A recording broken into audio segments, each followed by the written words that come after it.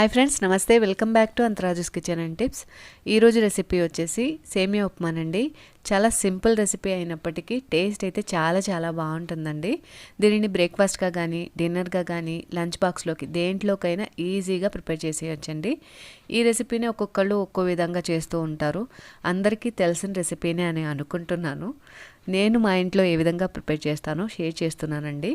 Okay, రెసిపీని ఏ విధంగా prepare చేసుకోవాలో ఒకసారి చూసేద్దాము.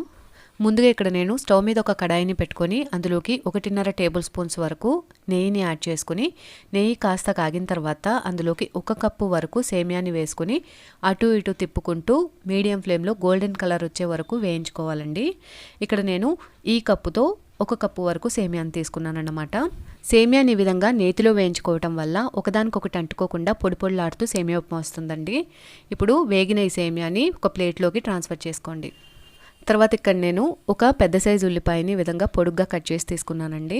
ఆ తర్వాత ఒక చిన్న క్యారెట్ని చిన్న ముక్కలుగా కట్ చేసుకున్నాను. ఒక మీడియం సైజ్ బంగాళదుంపని, ఆ తర్వాత 2 రెబ్బల కరివేపాకు, 2 పచ్చిమిరపకాయలు, ఒక 2 టేబుల్ స్పూన్ల జీడిపప్పు, 1 టేబుల్ స్పూన్ తాలింపులు, 2 మీడియం సైజ్ టమాటాలని విధంగా చిన్న ముక్కలుగా కట్ చేసి తీసుకుంటున్నానండి. ఇక్కడ మీకు కావాలంటే ఇష్టమైన వెజిటేబుల్స్ ఇంకా ఏమైనా తీసుకోవచ్చండి. బీన్స్ కానీ, క్యాప్సికమ్ కానీ, లేదంటే గ్రీన్ పీస్ కానీ తీసుకోవచ్చు. తర్వాత కడాయిలోకి ఒక 4 టేబుల్ స్పూన్స్ వరకు ఆయిల్ని యాడ్ చేసుకోండి. ఆయిల్ కాస్త కాగిన తర్వాత ఇప్పుడు అందులోకి మనం తీసి పక్కన పెట్టుకున్న తాలింపుల్ని వేసుకోవాలి. ఈ తాలింపుల్ని అటు ఇటు తిప్పుకుంటూ దోరగా వేయించుకోవాలి.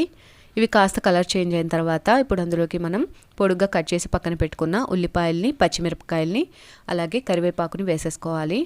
ఇక్కడ మీరు 1 ఇంచ్ అల్లం ముక్కను కూడా చిన్న ముక్కల్లా కట్ చేసుకుని యాడ్ చేసుకోవచ్చండి. ఫ్లేవర్ బాగుంటుంది.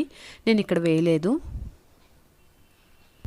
స్టవ్ని మీడియం ఫ్లేమ్లో పెట్టుకుని వీటిని కూడా అటు ఇటు తిప్పుకుంటూ కాస్త కలర్ చేంజ్ అయ్యే వరకు వేయించండి. తర్వాత ఇక్కడ నేను 2 టేబుల్ స్పూన్ల వరకు జీడిపప్పుని వేసుకుంటున్నానండి. మీకు కావాలనుకుంటే వేరుశనగ గుళ్ళను కూడా వేసుకోవచ్చు, బాగుంటుంది. నేనైతే ఇక్కడ వేయలేదు.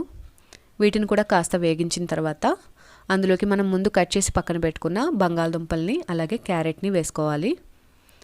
వీటిని కూడా అటు ఇటు తిప్పుకుంటూ ఆయిల్లో కాస్త వేగేటట్టు వేయించండి.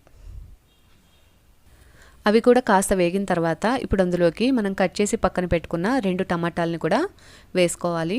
సేమియా ఉప్మాలోకి టమాటా వేస్తే చాలా బాగుంటుందండి. చాలామంది టమాటా వేయకుండా నార్మల్గా చేస్తారు.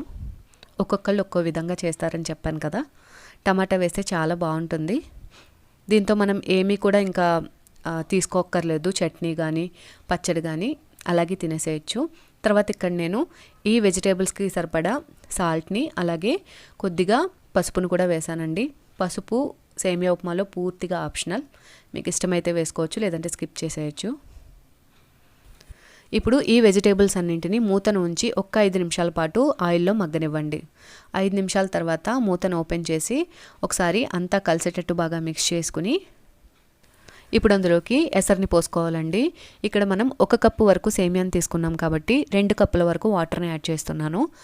అయితే ఇక్కడ వెజిటేబుల్స్ ఉడకాలి కాబట్టి కొద్దిగా వాటర్ని ఎక్స్ట్రా వేసానండి. అంతే. ఈ విధంగా వాటర్ని వేసిన తర్వాత అంతా కలిసేటట్టు మరొకసారి బాగా మిక్స్ చేసుకుని ఒకసారి టేస్ట్ని కూడా అడ్జస్ట్ చేసుకోండి. ఉప్పు ఏమైనా పడేటట్టు అయితే యాడ్ చేసుకోవచ్చు. ఇప్పుడు స్టవ్ని మీడియం ఫ్లేమ్లో పెట్టుకొని వాటర్ రోలింగ్ బాయిల్ వచ్చేటట్టు మరిగించుకోవాలి. వాటర్ ఈ విధంగా మరుగుతున్నప్పుడు ఇప్పుడు అందులోకి మనం వేయించి పక్కన పెట్టుకున్న సేమియా ఉంది కదండి, దానిని వేసేసేయాలి. సేమియాని వేసిన తర్వాత అంతా కలిసేటట్టు ఒకసారి బాగా మిక్స్ చేసుకుని స్టవ్ని లో ఫ్లేమ్లో పెట్టుకొని మూతను ఉంచి ఒక 10 నిమిషాల పాటు ఉడికించుకోవాలండి. ఇక్కడ మనం వెజిటేబుల్స్ అన్నింటినీ పచ్చిగానే వేసాం కాబట్టి అవి కూడా సేమియాతో చక్కగా ఉడకాలి కాబట్టి లో ఫ్లేమ్లో పెట్టుకుంటే ఉడుకుతాయన్నమాట. 10 నిమిషాల తర్వాత మూతను ఓపెన్ చేసి చూసినట్లయితే చూస్తున్నారు కదండి, సేమియా విధంగా దగ్గర పడిపోతుంది. కానీ కొద్దిగా వాటర్ అయితే ఉంటుంది, తేమ అన్నది ఉంటుంది కాబట్టి అదే విధంగా ఇంకొక 5 నిమిషాల పాటు లో ఫ్లేమ్లోనే ఉంచి అలా ఉడకనివ్వండి. 5 నిమిషాల తర్వాత సేమియా చక్కగా ఉడికిపోయిందండి. చూస్తున్నారు కదా, మనం నేతితో వేయించుకోవటం వల్ల ఈ విధంగా సేమియా పొడి పొడిలాడుతూ ఎక్కడ అంటుకోకుండా చక్కగా వస్తుందన్నమాట. వేడివేడిగా ఉన్నప్పుడే ఈ సేమియా ఉప్మాని సర్వింగ్ ప్లేట్లోకి తీసుకుని సర్వ్ చేసుకోండి. సింప్లీ సూపర్గా ఉంటుంది. ఓకేనండి, మీరు కూడా ఈ రెసిపీని ఒకసారి ట్రై చేసి టేస్ట్ చేసి ఎలా వచ్చిందో నాకు కామెంట్స్లో తెలియజేయండి. మీకు నా ఈ రెసిపీ కనుక నచ్చినట్లయితే ప్లీజ్ లైక్ చేయండి. మీ ఫ్రెండ్స్ అండ్ ఫ్యామిలీ మెంబర్స్కి షేర్ చేయండి. కొత్త వాళ్ళు ఎవరైనా మన ఛానల్ని చూస్తున్నట్లయితే మర్చిపోకుండా సబ్స్క్రైబ్ చేయండి. మరొక మంచి వీడియోతో నేను మిమ్మల్ని మళ్ళీ కలుసుకుంటాను. Thanks for watching.